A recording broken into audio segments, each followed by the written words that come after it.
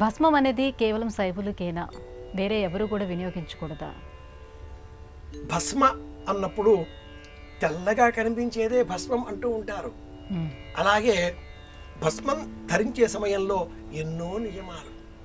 భస్మం అంటే ఏమిటి?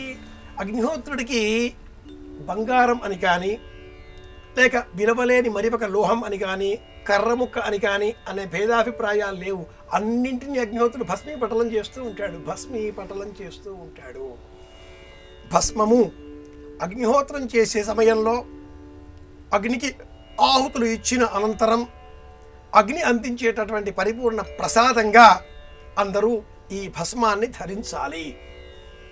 ఈ ధరించేటటువంటి నిమిత్తమై లభించేటటువంటి భస్మమునకు శైవ, వైష్ణవ, వీరశైవ, వీరమాహేశ్వర, లింగధారణ ఇటువంటి భేదాభిప్రాయాలు ఏవి భస్మానికి ఉండవు.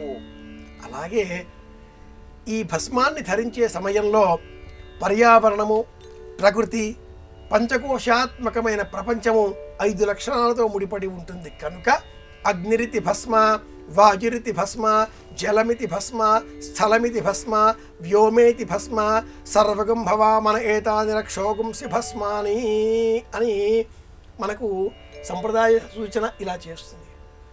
నిత్యము మనం చేసేటటువంటి సంప్రదాయ ప్రకరణంలో స్నానం చేసిన అనంతరం చివరలో కాసింత నీరు పుచ్చుకొని ఇలా నుదుటిపైన గీతలుగా గీసుకోవాలి.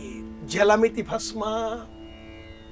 భస్మం ధరించేవారు ఎడమ నుంచి కుడికి 2 గీతలు, ఈ 2 గీతలు కూడా ఉంగరం వేలు, చూపుడు వేలు, ఈ 2 గీతలతో ఎడమ నుంచి కుడికి 2 గీతలు ఇలా గీయాలి. మధ్య వేలితో, బొటన వేలితో ఇలా కుడి నుంచి ఎడమకు తీసుకువెళ్ళాలి. ఈ 3 రేఖలు ఇలా, అంతేకాని ఈ 3 అలా అద్దేసి పిండి కట్ల వలె ఎడమ నుంచి కుడికి తీసుకువెళ్ళి దాని మీద కుంకుమ పెట్టి భగవంతుడిని సైతం భయపెట్టే విధంగా ఇలా భస్మధారణ చేయమని చెప్పబడలేదు.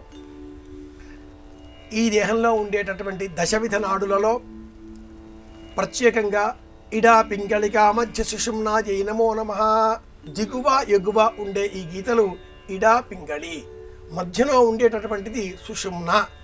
ఇలా ఎడమ నుంచి కుడికి 2 గీతలు, కుడి నుంచి ఎడమకి 1 గీత, ఈ విధంగా అలంకరించుకున్న అనంతరం ఆ భస్మాన్ని దేహములో 14 చోట్ల అలదుకుంటే వీరశైవం అవుతుంది. అరచేతిలో, ఎడమ అరచేతిలో భస్మం వేసి అందులో పంచకోణాకారం లిఖించి 5 కోణములతో వచ్చేటటువంటి ముగ్గు వేసి ఓం నమః శివాయ పంచాక్షరి వ్రాసి 2 చేతులను ఇలా అలదుకొని తదుపరి ఈ విధంగా దేహమంతా కూడా భస్మమును అలదుకోవాలి అని ప్రకారం. ఇందులో శైవమైన, వైష్ణవమైన ఏ విభేదము లేకుండా అందరూ అగ్నిహోత్ర సంబంధంగా లభించేటటువంటి భస్మాన్ని నిరభ్యంతరంగా ధరించాలి. ఇది శాస్త్ర ప్రమాణం. ఇది భస్మధారణ.